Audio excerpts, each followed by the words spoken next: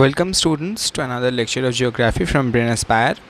तो पिछले क्लास तक हम लोगों ने डिफरेंट टाइप्स ऑफ लैंड देख लिए थे। इस क्लास में हम लोग देखेंगे कि लैंड यूज़ किस चीज़ों के ऊपर डिपेंड करता है।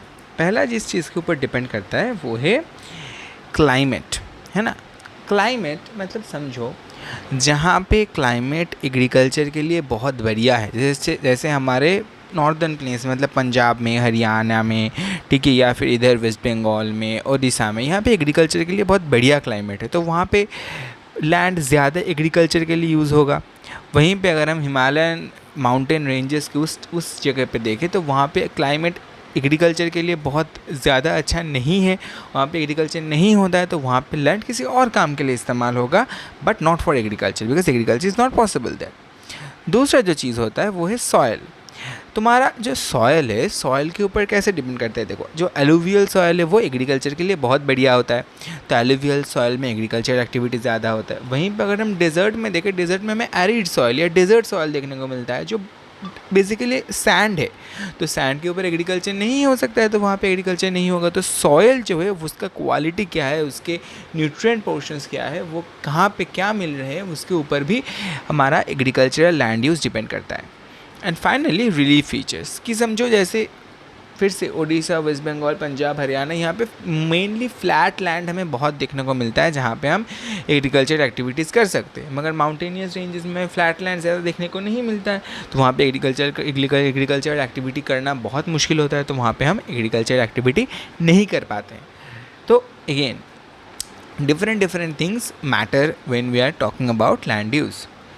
अब जहाँ पे पॉपुलेशन ज़्यादा होगा वहाँ पे लैंड ज़्यादा इस्तेमाल होगा फॉर हाउसिंग, ठीक है। इकोनॉमी समझो, इकोनॉमी में इंफ्रास्ट्रक्चरल डेवलपमेंट ज़्यादा चाहिए, तो ज़्यादा लैंड हम रोड्स के लिए, ठीक है, रोड्स के लिए, फैक्ट्रीज़ के लिए इस्तेमाल करेंगे।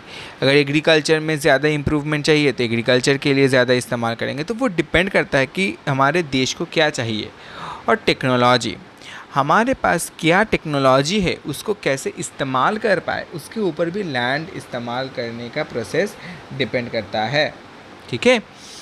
अच्छा, अब जो इम्पॉर्टेंट इन्फॉर्मेशन है कि पंजाब और हरियाणा इन दोनों जगह पे जो नेट सोन एरिया है वो 80% से ज़्यादा है, मगर वहीं पे अगर अरुणाचल, मिज़ोरम इन जगहों पे हम देखें तो वो 10% से भी नीचे है नेट सोन एरिया। तो कहाँ पे एग्रीकल्चर ज़्यादा होता है? पंजाब हरियाणा में। कहाँ पे कम होता है? अरुणाचल मिज़ोरम में। Again because these are mountainous zones, right, these are mountainous zones, और यहाँ पे एग्रीकल्चरल जो क्लाइमेटिक कंडीशंस लगते हैं they are not very good.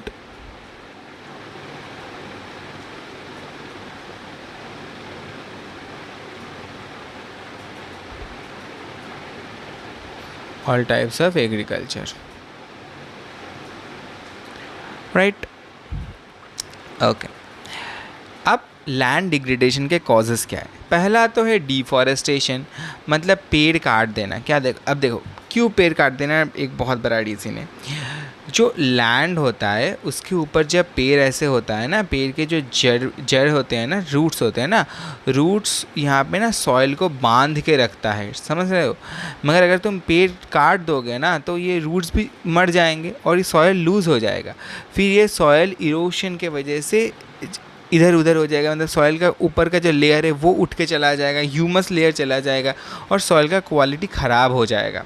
तो डिफॉरेस्टेशन की वजह से सॉइल का क्वालिटी ख़राब हो जाता है, बहुत सारा सॉइल ख़राब हो जाता है, तो लैंड का डिग्रेडेशन होता है। इसका एक रीज़न है deforestation.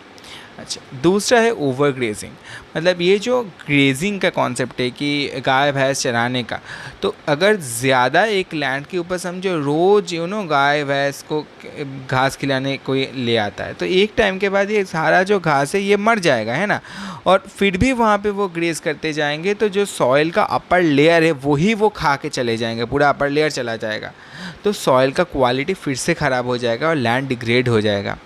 Mining and over irrigation. अब देखो माइनिंग में क्या होता है कि बहुत बड़े बड़े ऐसे गड्ढे खोदे जाते हैं ना माइनिंग करने के, क्योंकि मिट्टी के नीचे जाके यहाँ पे माइनिंग होता है। तो ये जो माइनिंग एक्टिविटी हो रहा है इधर, यहाँ से बहुत सारा पोल्यूशन हो रहा है आसपास के जगहों पर। लैंड में भी डायनामाइट वगैरह लगा के जो लैंड फटाया जाता है, माउंटेन्स ब्रेक किया जाता है, लैंड में इतने बड़े बड़े होल्स की जाती है। इससे वजह से भी लैंड का जो क्वालिटी है वो ख़राब होता है, लैंड किसी अच्छे काम के लिए हम और नहीं यूज़ कर पाते। अब ओवर इरिगेशन क्यों ख़राब है लैंड के लिए, ये थोड़ा अलग तरीके से समझना है। तो समझो ये लैंड है, ठीक है। अब यहाँ पे तुम इरिगेशन जब समझो, इरिगेशन जब कर रहे हो पूरा समझो इतना पानी दे दिया तुमने इरिगेशन करते समय, ओवर इरिगेशन करते हुए इतना ओवर इरिगेशन कर दिया कि पूरा ऐसा पानी जम गया। ये लैंड है, ठीक है, ये लैंड है और ये ऊपर का ये पानी है, यहाँ ऐसे पानी जम गया। अब जब ऊपर से सनरे आएगा, ये ऊपर का जो पानी है ना इवापोरेट हो जाएगा, मगर पानी के अंदर जो सॉल्ट है वो बच जाएगा। और वो ना ये ऐसे सॉइल का अपर लेयर के ऊपर ये जो सॉल्ट मचा रहेगा वो ऐसे सॉल्ट जमा हो जाएगा। और इसके वजह से सॉइल का जो सैलिनिटी है, जो सॉल्ट कॉम्पोजिशन है वो बढ़ जाएगा सॉइल में, उससे भी लैंड डिग्रेड हो जाएगा, है ना।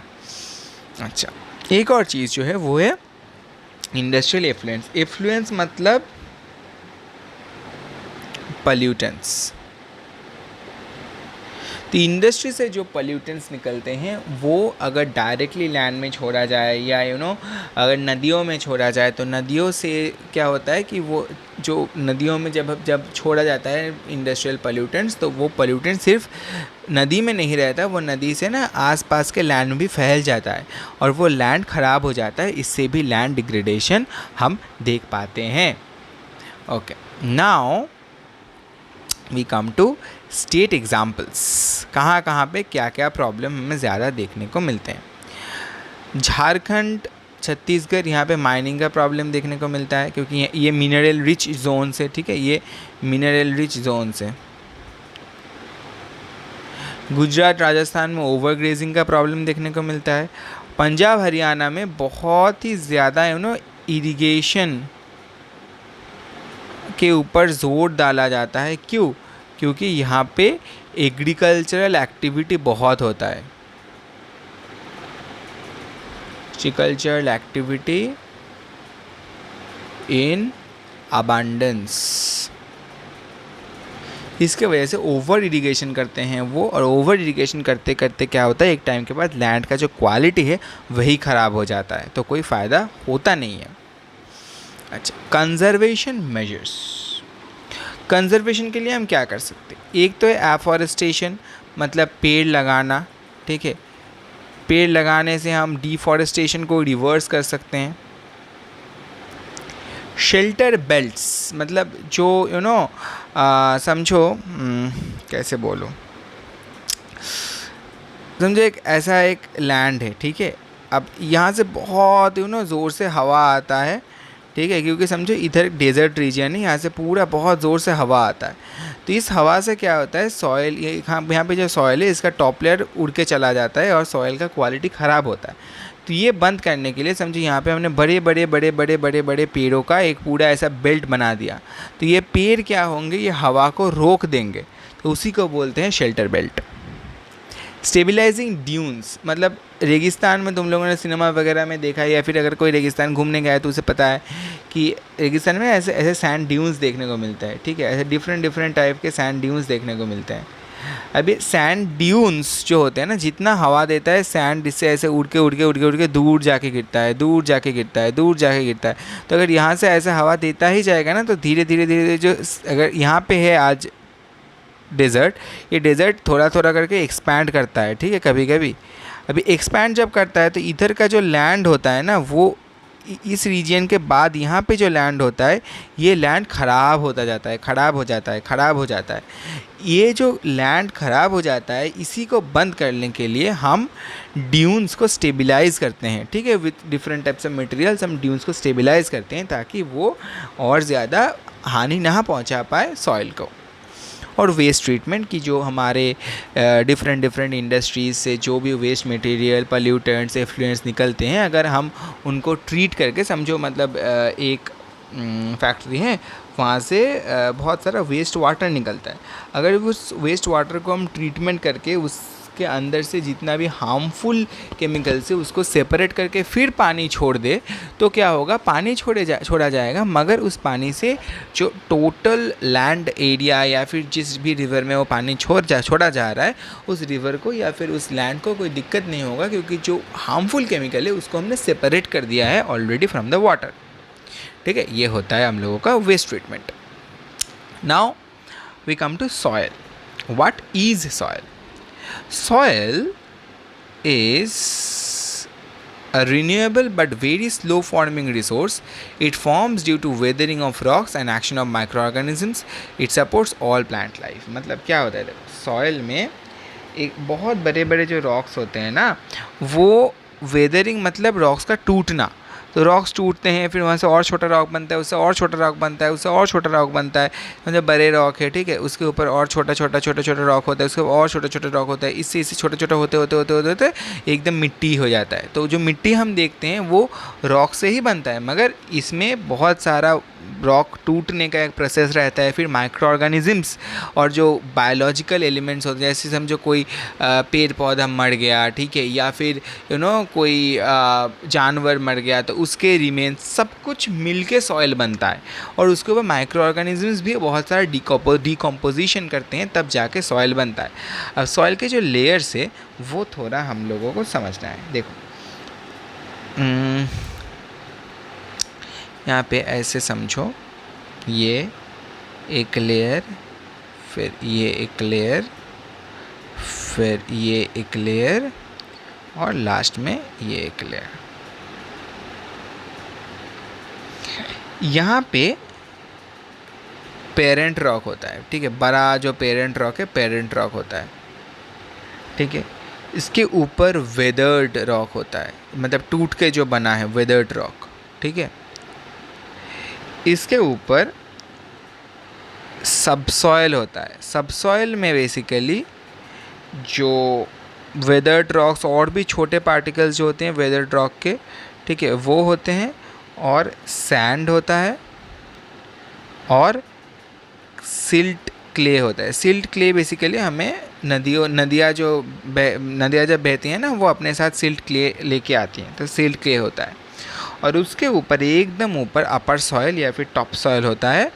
टॉप सॉइल में बेसिकली ह्यूमस यानी बहुत सारे चीज़ें मिक्सड होके मरे हुए माइक्रो ऑर्गेनिजम्स, वैसे भी माइक्रो ऑर्गेनिज्म, कीट मकोड़े, ठीक है, डिफरेंट बायोलॉजिकल प्रोडक्ट्स, कोई पेड़ मर गया है उसके रिमेन, सब कुछ मिलके ये ऊपर का टॉप सॉइल के ऊपर एक होता है, और टॉप सॉइल के एकदम ऊपर एक बहुत ही फर्टाइल एक लेयर होता है जिसको हम बोलते हैं ह्यूमस, ठीक है। ये होते हैं सॉइल के divisions. Okay, now from next class we will start alluvial soil. Okay, so this is all for today. Thank you for attending the lecture. We will meet soon.